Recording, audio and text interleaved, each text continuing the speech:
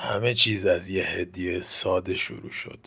سال 1970 بود. دانا دانشجوی پرستاری با هم اتاقیش آنجی توی یه آپارتمان کوچیک زندگی میکرد.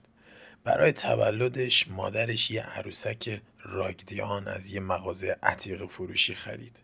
یه عروسک قدیمی و پارچه‌ای که تو نگاه اول بی خطر یا شایدم بانمک به نظر می رسید. اما فقط چند روز بعد همه چیز تغییر کرد. عروسک خودش حرکت می کرد، موقعیتش عوض می شد، دستاش و پاش جوری قرار می گرفت انگار زنده است. اول فکر میکردن خیالاتی شدن، اما وقتی دیدن عروسک توی اتاقهای دیگه ظاهر میشه همه چیز جدی شد.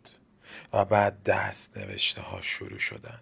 کاغذهای کهنه‌ای که انگار از هیچ جا ظاهر می شدن، با دست خطی کودکانه که نوشته بود به من کمک کن. Help me. اما یه مشکل بزرگ وجود داشت. اونا هیچ وقت چنین کاغذی توی خونشون نداشتن. وقتی شب میشه کابوسا واقعی میشن. لو دوست صمیمی آنجی از همون اول از این عروسک متنفر بود. هر بار که به آپارتمان میومد حس بدی داشت. یه شب که اونجا خوابیده بود یه خواب خیلی وحشتناک دید. عروسک رو سینه‌اش نشسته بود. نفسش سنگین شده بود. نمیتونست تکون بخوره. چشاشو باز کرد اما کابوس ادامه داشت. آنابل واقعا رو سینه‌اش بود.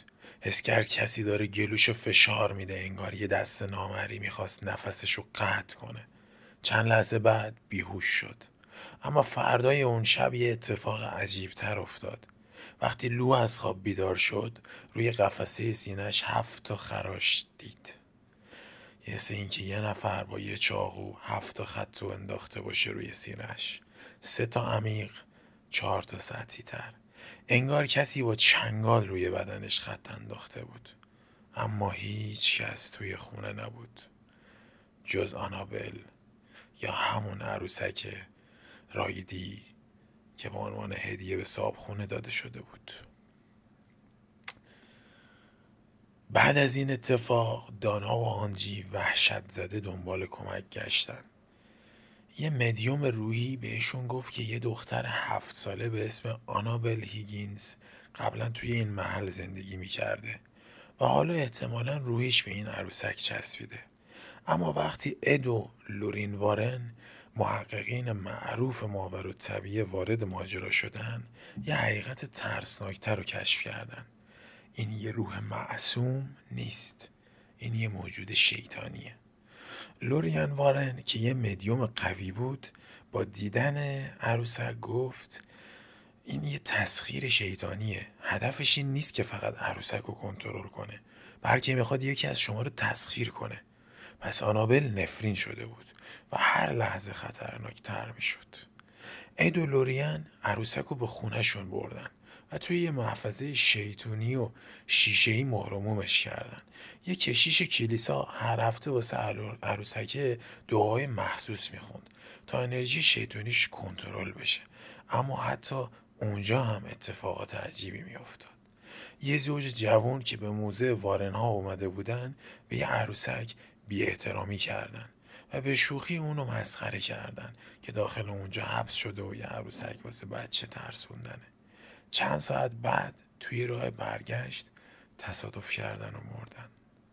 یه راهبه که به عروسک نگاه کرده بود گفت حس کرده چیزی بهش حمله کرده. چند روز بعد ناپدید شد.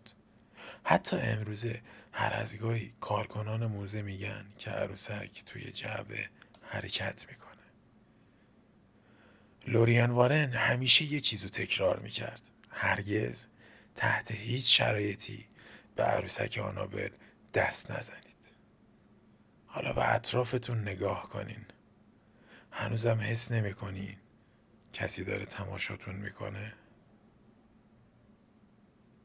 این بود از داستان عروسک آنابل که داستان احتمالاً واقعی هستش بچه ها.